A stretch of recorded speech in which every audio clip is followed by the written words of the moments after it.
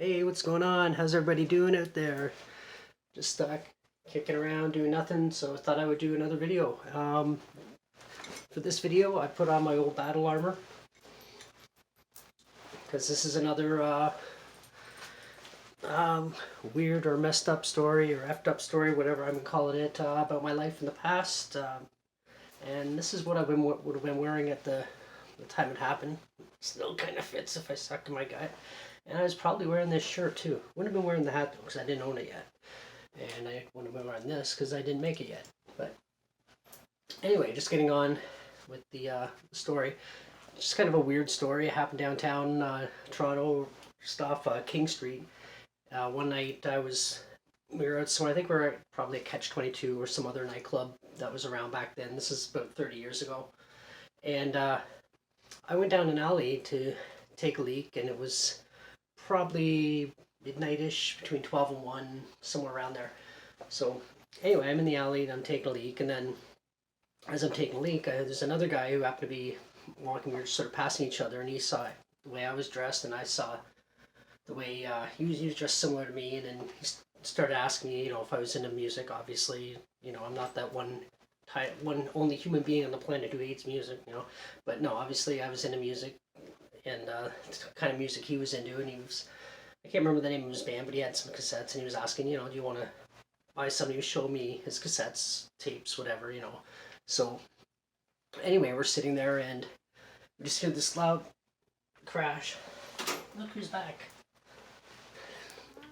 Yeah. So anyway, we hear this loud crash, and both turn. We're like, "What the fuck was that?" So, okay, you go eat. So anyway, we're like, "What the fuck was that?" And then this guy just comes running in our direction. He's got like I didn't know what it was at the time. It was like some object in his hand.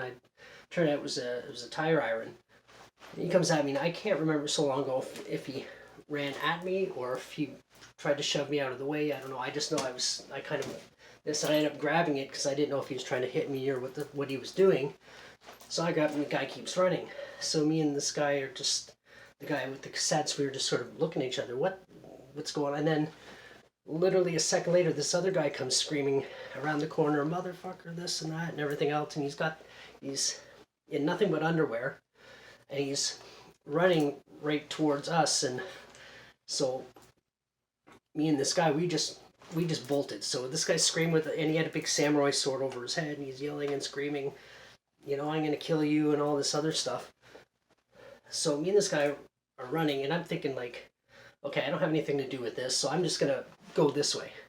And the guy that I was talking to, I don't know where he went, and the first guy that this was all about, I don't even know where I wasn't paying attention to them. I was just trying to get as far away from whatever was going on as I possibly could. So I'm running, and I turn. Now, I've never been a fast runner. I'm not a very big guy. I don't have long legs. I'm only 5'6" on a good day, and I'm also wearing heavy steel toe boots. And I was probably about 40 pounds smaller than I am now.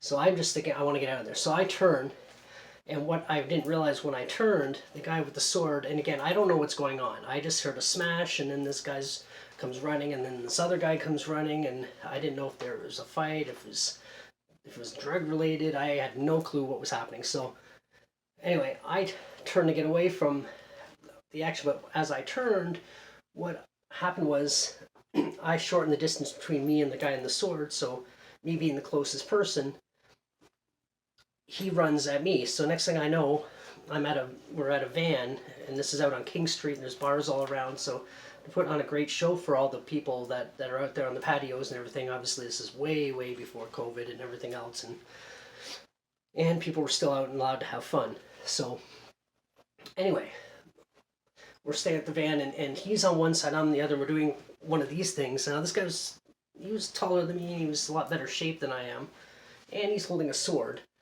And so we're doing this, and he's screaming, "Put down!" I think he kept calling it a crowbar because that's what it looked like from far away. He said, "Put down the crowbar," and I'm like, "Put down the fucking sword! Put down the." It's kind of a back and forth like that. And the other two people, I don't know where they went. I'm just figuring this out, what's going on, and on a patio across the street or nearby, some guy yells, holds up the badge, he says, I'm a cop, I'm a cop. And I'm thinking, okay, good. Like, let's get this straightened out. And him and this cop or whatever that he said he was, and his three buddies come over. Next thing, they're grabbing me and they're slamming me up against the van. And I'm like, I didn't do anything. I didn't do anything. I don't know what's going on. You know, and I guess they're looking at this, and oh, obviously this guy's an asshole, or this guy's a criminal, or this guy's up to something. So anyway, they're dragging me back, and I'm looking at this cop who's about a little shorter than me, and again, I'm not very tall. And I'm looking, is he really a cop? And she says, oh yeah, he's a cop. Turns out, I found out later he wasn't. He was a security guard. So, pretending to be a cop, I guess. So they bring me back into the alley, and I'm thinking, like, what's going on? Like, I still don't know what's going on. And there's four of them, and they're all bigger than me, plus the guy with the sword. And we get there, and then it turns out the guy with the sword, he lives there in an apartment with his dad. And his dad's out, and his dad's looking like he's ready to kick my ass or whatever, because like, again, I don't know what happened, but it turns out the guy with the tire iron smashed a window, and it was of a antique Mercedes. So anyway, these guys leave me there. They take my ID and they give it to the guy, and they end up calling my dad. Now, I was 18 years old at the time, so you know, I'm an adult. There's no reason to call my dad, but anyway, while we're waiting, and my dad's they like what I didn't have a conversation with my dad. The guy who owned the car did. So my dad's on the way apparently, and we lived in Mississauga at the time. So I had a little bit of time to wait, and I'm talking to both the people, and I'm explaining I just have to be in the alley, and I have no idea what's going on. I have nothing to do with this. And I also say calling my dad's probably not the best thing to do because it's not going to go over well for me. And anyway, as the conversation went on, they realized that I didn't have anything to do with this guy's window getting broken. And even the guy who was doing the chasing, he even said the guy who did it was more of a sporty, kind of preppy looking guy versus this. And but he said he just didn't know. He just saw people running, and I was the closest and the slowest. Go figure. And so I'm the guy he cornered. Now, I don't know if anything ever came of the guy who actually did it later on, if he ever got arrested. All I know is after having this conversation, they realized that I really had nothing to do with it. I was just in the wrong place at the wrong time. So anyway, skip ahead a few more minutes. My dad shows up. Now, me and my dad, we get along great. But back then, when I was, you know, my late teens, our relationship was a little shaky at best. We didn't get along, so I was always kind of like the bad guy in a lot of sense. But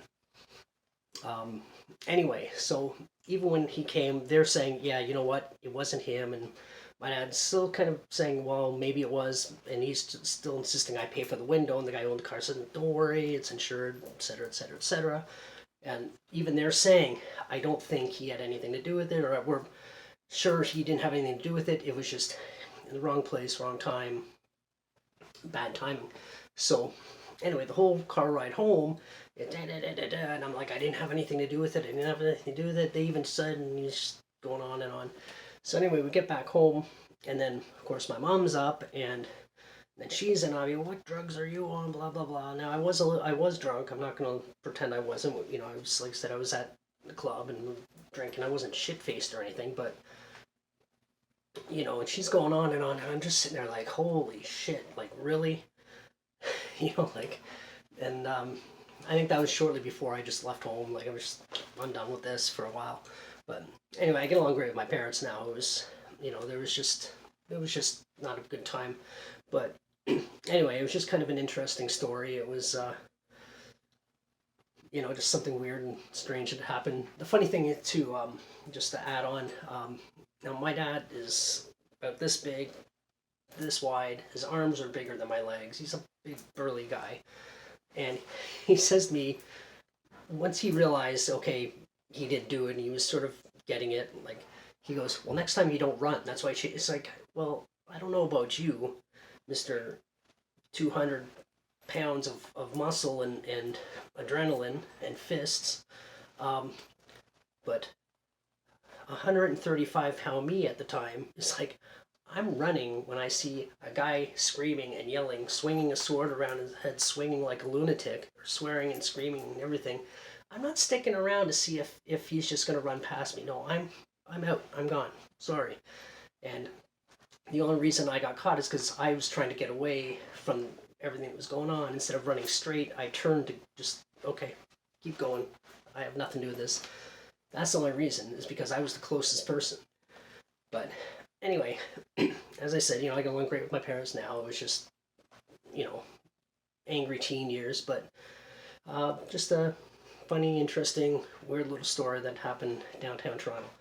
Um, anyway, I don't really think there's anything more to add to that. If there's any details I really left out, but anyway, so I guess just until the next one.